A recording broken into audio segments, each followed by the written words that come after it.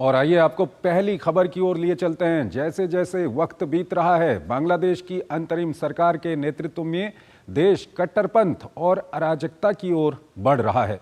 इसका एक उदाहरण तब मिला जब अपदस्थ प्रधानमंत्री शेख हसीना अपने समर्थकों को संबोधित करने वाली थीं। पुलिस और सेना की मौजूदगी में अराजक भीड़ ने बांग्लादेश के राष्ट्रपिता शेख मुजीबुर रहमान का घर जला दिया। ये रिपोर्ट देखिए। पिछले 6 महीनों से नफरत की आग में धधकता बांग्लादेश अपनी अस्मिता, विरासत और राष्ट्रीय गौरव की पहचान को भी जमींदोज करने पर आमादा है। चिंता की बात यह है कि राष्ट्रीय धरोहर को मिटाने की साजिश में अंतरिम सरकार भी बराबर की शरीक दिखाई दे रही है। बुधवार को रात के अंधेरे में जिस तरह भविष्य के राह में हिंसा का पेट्रोल छिड़का गया, उसमें एक तबके के अतीत के बदले की भावना भी साफ जाहिर होती है। इस उन्मादी भीड़ को खाद पानी मिलने में बांग्लादेश की नई दोस्ती का बड़ा हाथ होने का शक जताया जा रहा है। एक मुल्क के खिलाफ नफरत के जहर ने इन दंगाइयों के हाथों से पत्थर छीनकर बुलडोजर की स्टीयरिंग थमा दी, और जब ये विनाशकारी दानव निकला तो सिर्फ अपने संस्थापक शेख मुजीबुर रहमान के घर ही नहीं, बल्कि अपनी आज़ादी की जड़ को भी कुचल डाला। बंगबंधु के ढाका स्थित धन मंडी 32 आवास का नामो निशान ही मिटा डाला। परेशान करने वाली बात यह है कि कट्टरपंथियों का ये तांडव सुरक्षा बलों की मौजूदगी में होता रहा। दरअसल पूर्व प्रधानमंत्री शेख हसीना अपने निर्वासन के 6 महीने पूरे होने पर अपने समर्थकों को ऑनलाइन संबोधित करने वाली थी। इसके विरोध में 24 रिवोल्यूशनरी स्टूडेंट जनता नाम के एक छात्र संगठन ने 9 बजे रात में बुलडोजर मार्च निकालने का ऐलान कर दिया। हिंसक भीड़ 8 बजे ही मुजीबुर रहमान के घर पहुंच गई और तोड़फोड़ शुरू कर दी। फिर बुलडोजरों का काफिला पहुंचा और राष्ट्रीय संग्रहालय अपने अतीत को समेटे उन्मादियों की कब्रिस्तान में दफन हो गया। राजधानी में कानून और संविधान की धज्जियां उड़ती देख सेना भी आई, लेकिन मसलहत का हाथ बांधे खड़ी रही। इसके अलावा खुलान में शेख हसीना के रिश्तेदारों के घरों पर भी घृणा का बुलडोजर चला। शेख हसीना की पार्टी अवामी लीग के अन्य नेताओं के घर भी इसकी जद में आए। साथ ही अवामी लीग पर प्रतिबंध लगाने की मांग भी की गई। शेख हसीना ने कहा कि किसी ढांचे को मिटाया जा सकता है, लेकिन इतिहास को नहीं। मेरे पिता का घर तोड़ने वालों को याद रखना चाहिए कि इतिहास अपना बदला लेता है। 15 अगस्त 1975 को बांग्लादेश के संस्थापक शेख मुजीबुर रहमान की हत्या इसी घर में हुई थी। इसके बाद इस घर को एक स्मारक संग्रहालय के रूप में बना दिया गया था। पिछले साल 5 अगस्त को ये संग्रहालय भीड़ तंत्र का शिकार हुआ था। तोड़फोड़ कर आग लगा दी गई थी। तब से ये घर वीरान पड़ा था। और इस खबर पर बात करने के लिए हमारे साथ जुड़ रही हैं डॉक्टर स्मृति एस पटनायक, रिसर्च फेलो हैं IDSA की। डॉक्टर पटनायक, बहुत बहुत स्वागत है हमारे इस कार्यक्रम में आपका। पहला सवाल आपके सामने यही रखना चाहेंगे कि मोहम्मद यूनुस की अंतरिम सरकार की पुलिस और सेना के सामने इतना बड़ा बवाल हो गया, बांग्लादेश के इतिहास को जला डाला गया। क्या कुछ चल रहा है वहां पर? किस तरह से आप इसका विश्लेषण कर रही हैं? मैं ये बोलूंगी कि ये जो घटना घटी कल रात को, इसको जैसे हसीना भी बोली, मैं भी ये मानती हूँ कि इसको मिटाने से हिस्ट्री मिट नहीं जाएगा, क्योंकि शेख मुजीबुर रहमान का जो कंट्रीब्यूशन है बांग्लादेश के लिबरेशन वॉर में, उसको मतलब वो सबको पता है। तो एक बिल्डिंग तोड़ने से उनका जो मेमोरी है, उनका जो लोगों के बीच में एक इमेज है, वो मिटेगा नहीं।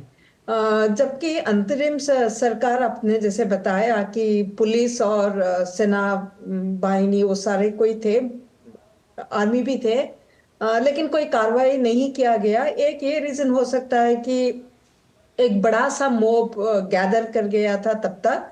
लेकिन ये भी बोलूंगी कि अगर वो कोशिश करते इसको रोक सकते थे, क्योंकि पहले तो 5 अगस्त को पिछले साल वो एकदम जला दिए थे। अंतरिम सरकार से जो स्टेटमेंट आई है, उस स्टेटमेंट में आई है कि जबकि वो बोले हैं कि इस बात की दुख है कि इस टाइप का चीज हुआ, लेकिन वो हसीना को दोष दे रहे हैं। बोल रहे हैं कि उनका जो डिसीजन था कि वो एड्रेस करेंगे अपना पार्टी को, उसी डिसीजन जिसमें वो हसीना ने जो लोग मरे थे उनका जुलाई अगस्त में, तो उनका अवमानना किया गया है, इसीलिए ये वाला रिएक्शन है। मतलब ये जो हुआ उसको अंतरिम सरकार जो है जस्टिफाई कर रहे हैं। नहीं, और अंतरिम वो सरकार उसको जस्टिफाई कर रही है, लेकिन अंतरिम सरकार के हम अगर काम देखें लगातार जिस तरह से वहाँ पर संविधान को बदलने की कोशिश हो रही है, शेख मुजीबुर रहमान ने जो एक फाउंडेशन रखी थी बांग्लादेश की, उसके विभिन्न जो आयाम हैं उनको बदलने की कोशिश हो रही है, तो अंतरिम सरकार कैसे इसको जस्टिफाई कर सकती है? जो काम कल हुआ है वैसा ही काम अंतरिम सरकार लगातार कर रही है पिछले कुछ महीनों से।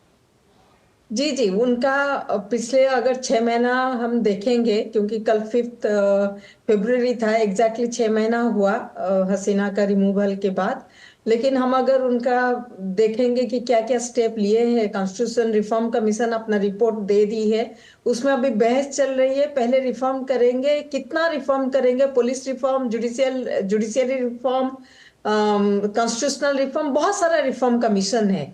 उसमें से कुछ कुछ रिफॉर्म कमीशन का रिपोर्ट आ गया, कुछ कुछ आएगा। लेकिन पिछले 6 महीना में अगर कोई आवाज उठाता है, जो इंटरिम सरकार है वहां पे, उसको सब समय लेबल किया जाता है कि फांसीवाद है, ये आवामी लीग के लोग हैं जो ये सारा कर रहे हैं।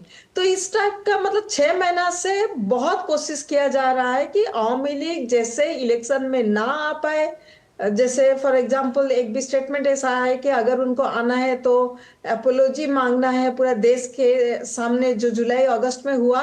लेकिन आप बांग्लादेश हिस्ट्री अगर देखेंगे, ये मतलब वो जुलाई अगस्त का बात कर रहे हैं, 71 में जितना लोगों को मारा गया था, जिसलिए जो भी पॉलिटिकल पार्टी रिस्पॉन्सिबल था, वायलेंस तो बांग्लादेश में लगी है। कौन सा पॉलिटिकल पार्टी अभी तक अपोलॉजी दी है? तो सिंगल आउट करके आवामी लीग को इलेक्शन में नहीं आने दिया जाए, ये कोशिश पूरा पूरी जारी है। इसीलिए कारण इसका क्या हो सकता है? क्या मोहम्मद यूनुस इस फैक्ट को जानते हैं कि आवामी लीग का समर्थन अभी भी बांग्लादेश के अंदर काफी ज्यादा है? यही क्या कारण हो सकता है कि वो लगातार आवामी लीग को दबा रहे हैं? आवामी लीग की जो पहचान है या शेख मुजीबुर रहमान की जो पहचान है उसको वो दबा रहे हैं? मैं बोलूंगी कि उनको, क्योंकि जब शेख हसीना पावर में थी तो बहुत सारा लीगल एक्शन यूनुस के अगेंस्ट में लिए थे। तो उनका एक मन में क्षोभ है कि मेरे अगेंस्ट में ये सारा किया गया था, वो एक हो सकता है। सेकंड, अगर आप इंटरिम रिजिम देखेंगे, उसमें भी स्टूडेंट लीडर्स हैं। तो मुझे उतना मतलब मैं ये बोलूंगी, जैसे लगता है कि पूरा पूरी कंट्रोल यूनुस का शायद नहीं है। स्टूडेंट लीडर भी अपना, क्योंकि ये जो रिजिम है, एक आप कभी नहीं देखेंगे एक भाषा में बोल रहे हैं। कोई एक स्टेटमेंट अभी दे रहा है, कोई एक दूसरा स्टेटमेंट दे रहा है, कोई जैसे फॉर एग्जाम्पल जो एडवाइजर है उनमें से पहले बोले थे कि नहीं, आवामी लीग एक पॉलिटिकल पार्टी है, वो इलेक्शन में क्यों नहीं आएंगे, तो उनको ट्रांसफर किए।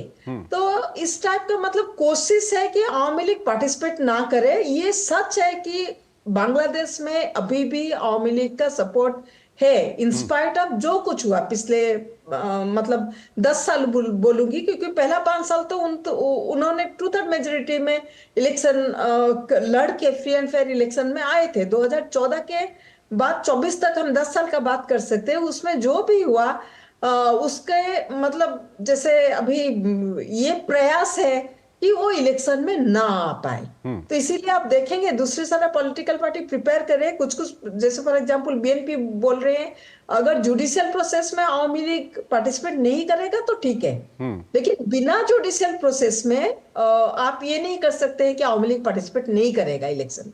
यानी कि कहीं ना कहीं जो आप बोल रही हैं कि यूनुस का पूरा कंट्रोल नहीं है इस अंतरिम शासन पर, और साथ ही साथ ये चीज़ पहले भी ये चीज़ सिद्ध भी हो चुकी है कि मोहम्मद यूनुस का पूरा कंट्रोल नहीं है। जमात के लोग वहाँ पर हैं, कट्टरपंथी ताकतें वहाँ पर हैं, और ये ताकतें कहीं ना कहीं पाकिस्तान से जुड़ी हुई हैं। और हाल के दिनों में जिस तरह से पाकिस्तान के सेना अधिकारी बांग्लादेश का दौरा कर रहे हैं, बांग्लादेश के सेना अधिकारी पाकिस्तान का दौरा कर रहे हैं, पाकिस्तान बांग्लादेश की नज़दीकियाँ बढ़ रही हैं, तो कहीं ना कहीं ये कट्टरपंथ की ओर ले जाने की एक कोशिश हो रही है। और आवामी लीग एक ऐसी पार्टी है जो वहाँ पर कट्टरपंथ को नहीं चाहती थी, तो ये भी एक कारण हो सकता है क्या? देखिए, कट्टरपंथी तो सब समय बांग्लादेश में एक सेक्शन पॉपुलेशन सब समय थे।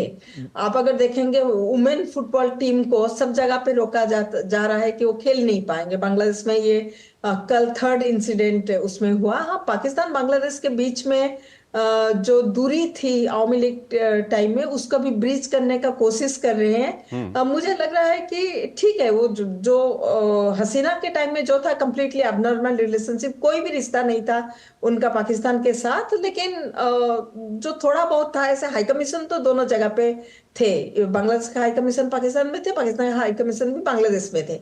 लेकिन अभी ये कोशिश किया जा रहा है कि शायद इंडिया को दिखाने के लिए कि हम अभी पाकिस्तान का करीब है। उसमें दो चीज जो है वो हम लोग के लिए, इंडिया के लिए कंसर्न है। जैसे फॉर एग्जांपल, जो पाकिस्तान अभी जो पाकिस्तानी बांग्लादेशी वीसा लेके आएगा, उनका कोई सिक्योरिटी क्लियरेंस का जरूरत नहीं है। तो ये प्रॉब्लम नहीं है कि पाकिस्तानी आ रहे हैं बांग्लादेश में, वो आएंगे जैसे कोई दूसरे, लेकिन आप उनका सिक्योरिटी, बिना सिक्योरिटी क्लियरेंस पे उनको आने दे रहे हैं बांग्लादेश के अंदर। तो कौन आ रहा है वो हमें पता नहीं। जैसे ट्रेड हो रहा है, कराची से जो कंटेनर आ रहा है उसका कोई जांच नहीं कि कंटेनर के अंदर क्या आ रहा है, क्या आ रहा है। तो ये जो कट्टरपंथ, देखिए बांग्लादेश का कट्टरपंथी का पाकिस्तान कट्टरपंथियों के साथ सब समय रिश्ता रही है। तो मतलब अभी जैसे सरकार का निगरानी नहीं है, मतलब ये सरकार एनकरेज भी कर रहा है दोनों देश के डॉक्टर बीच में। पटनायक, एक कारण क्या ये भी हो सकता है कि जिस तरह की वहां पर घटनाएं हो रही हैं लगातार, कहीं न कहीं जो मोहम्मद यूनुस की वहाँ पर अंतरिम सरकार है, उसको अभी वक्त भी हो गया है और बांग्लादेश की कई सारी समस्याएं हैं, उनको दूर करने में वो नाकाम रही है और लोगों के अंदर गुस्सा भी भड़क रहा है। तो लोगों के गुस्से को कहीं न कहीं डाइवर्ट करने के लिए या इन जो एक्चुअल हालात हैं उसको छुपाने के लिए इस तरह के जो काम वहाँ पर करवाए जा रहे हैं ताकि भावनाएं भड़काई जा सकें, क्या एक बड़ा कारण हो सकता है? हो सकता है, क्योंकि यहाँ पे तो अभी कुछ भी रूल आउट करना मुश्किल है। क्योंकि क्यों सडनली अगर शेख हसीना एड्रेस कर रहे हैं अपना सपोर्टर को, तो उसको लेके 32 धानमंडी के ऊपर अटैक करना और उसको अटैक को रोकने के लिए कोई भी कोशिश नहीं है। सोशल मीडिया में पता है, सबको पता है, लेकिन कोई भी कोशिश नहीं किए कि उस अटैक को रोका जाए। रोका जा सकता था, ऐसे भी पहले डैमेज हो चुका था म्यूजियम को।